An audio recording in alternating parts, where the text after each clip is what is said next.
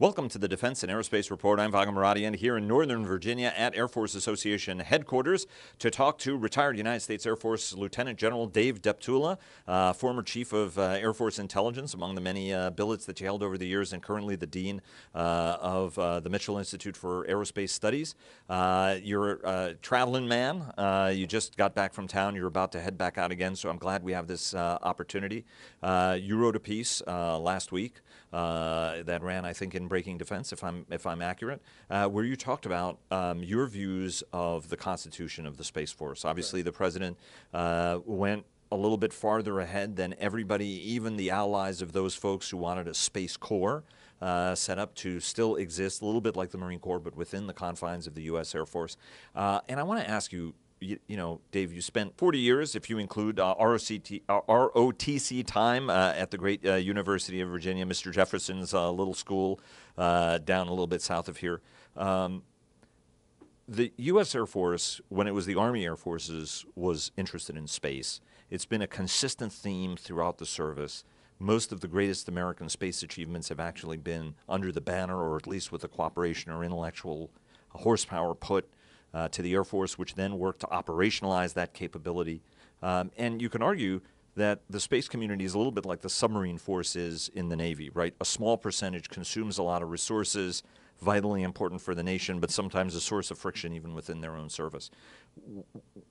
Why is the Space Force a good idea when Secretary Mattis has suggested, and those who oppose it have suggested, that it would be yet another service that would be, have its own constituency then built at a time when we need, instead of unifying everybody, we're splitting people. So tell us your sense on the notion of the Space Force, why it's important, why it's not, and what's maybe the right way to do it. Sure. Well, thanks for the opportunity to chat, Vago.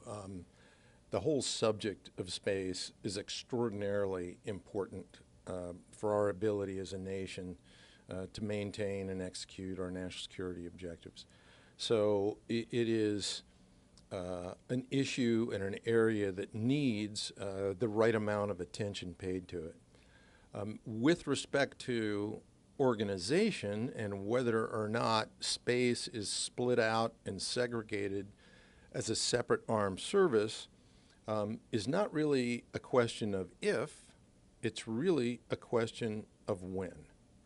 And so if you take a look at how the last time the nation stood up a separate service, the United States Air Force in 1947, and you look at the conditions that existed and led to that formation of a separate armed service, you see that there were really 5 conditions. And so I believe that when we move to a separate space armed force should be conditions based.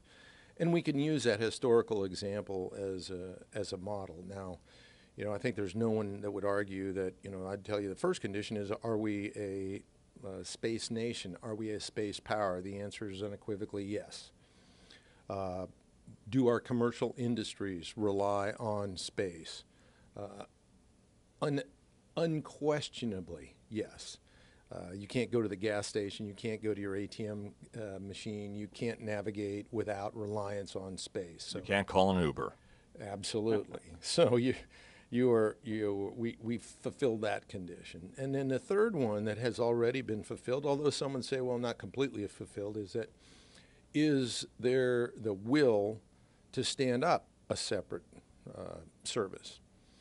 And given some of the interest from folks in Congress and now the president, clearly that's there. But let's take a look at 2 of the conditions that haven't been met yet, that decades were spent in getting the Air Force to the point where people said, yeah, it's time to make them a separate service. The first one is we really don't have any unified or agreed upon space power theory. How are we going to conduct warfare in space? How are we going to create combat effects from space? Which leads into the 5th condition. And that is one of, if we're going to stand up an armed service, what armed combat effects can be accomplished today in space and from space?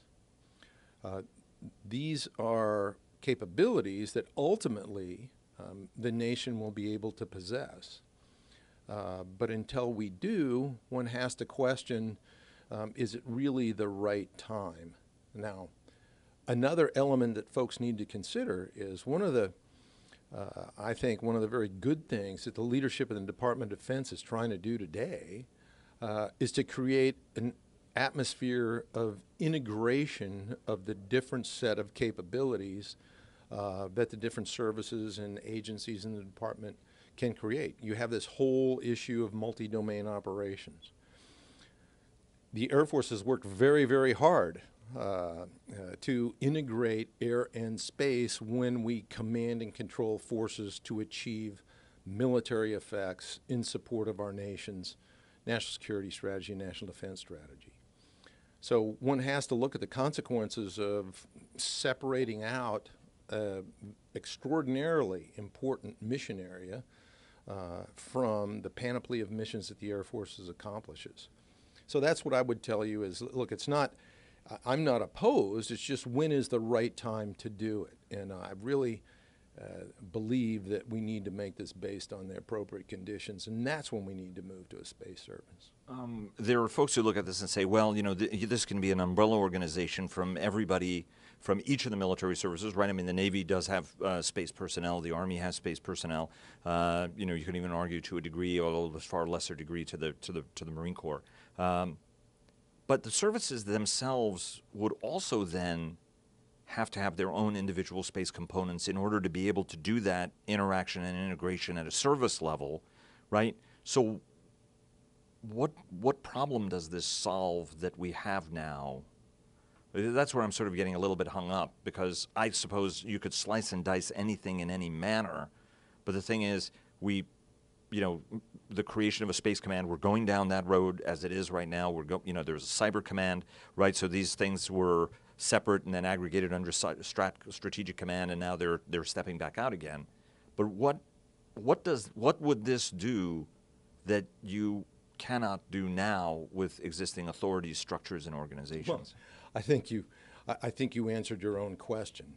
That what is the problem that this solution of a new organization is attempting to solve? And by the way, I would add that if we do move to a separate organization to enhance our ability to exploit the advantages of operating in space, it's got to consider more than just the Air Force. You mentioned the other services, but then there's organizations like the National Reconnaissance Office, National Geospatial Agency, parts of NSA, DISA, parts of NSA, parts of other government agencies, and in particular the Missile Defense Agency, that one all ought to consider wrapping their arms around in terms of building a service that would integrate the multiple functions that these entities focus on, because they're all focused on space operations. As an airman, does it diminish the Air Force's ability to operate as seamlessly if there was a Space Force?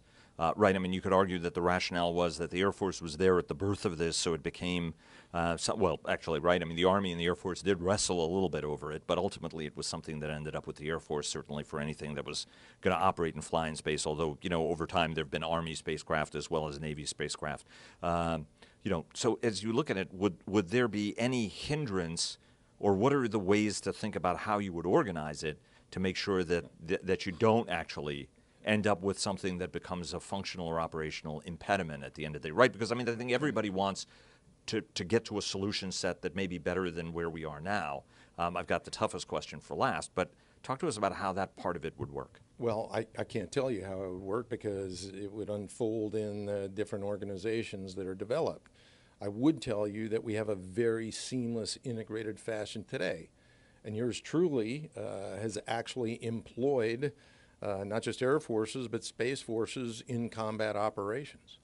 As the director of the Combined Aerospace Operations Center in the opening stages of Operation Enduring Freedom, our actions in Afghanistan, I relied on unique space capabilities and integrated them directly into some of our force operations in fractions of seconds, not having to coordinate with any other external service through any liaison.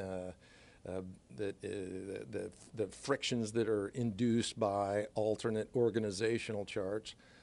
And that's one of the strengths about the way we do business today, is we integrate air and space inside the Air Force. So a combined joint force air component commander provides those integrated force capabilities to the combined or joint task force commander. And I don't see how separation would enhance that desired outcome. It would most likely complicate it.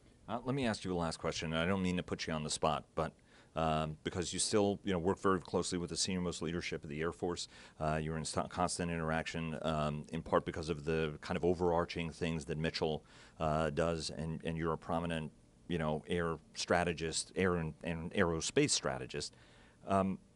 Did the Air Force mishandle this process that got to this point where it gets driven to a Space Force, which is something that the service has argued for a long time was not a good idea?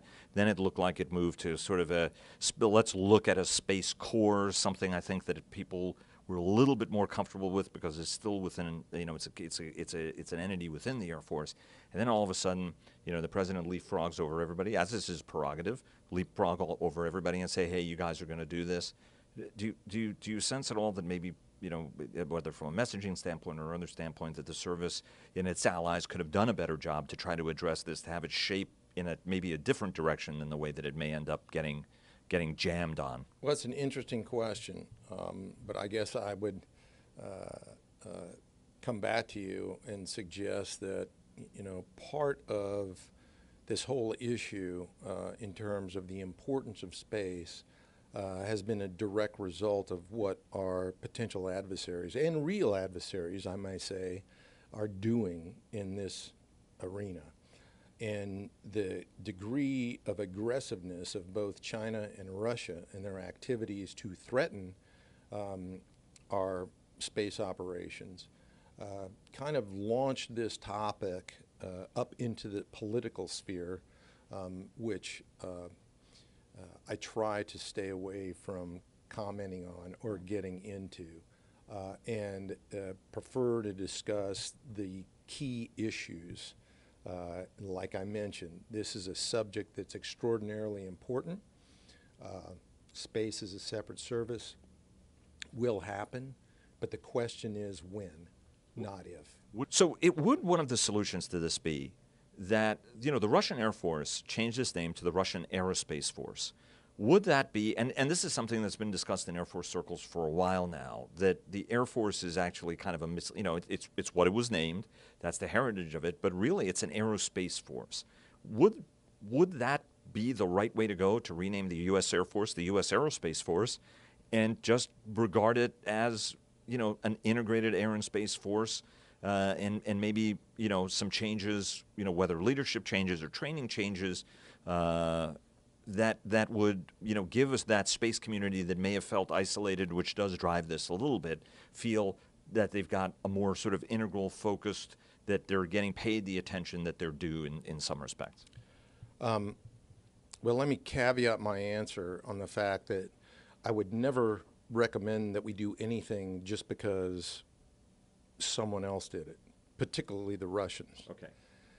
But I will tell you that a former Chief of Staff of the Air Force, General White, in the latter period of the 1950s, came up with this whole notion and term aerospace.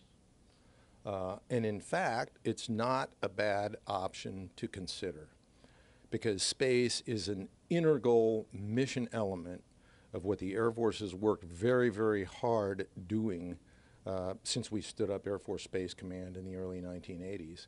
And prior to that, General Schriever really was the leader in the nation in getting the nation involved in space. So I think it's something that ought to be considered. Do you think, though, to a degree, there's something to be said for the evident friction?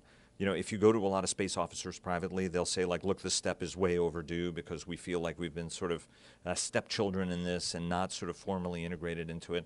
There's always been a little bit of that concern, you know, between rated aviators and non-aviators, and, you know, those tensions have always existed in the Air Force.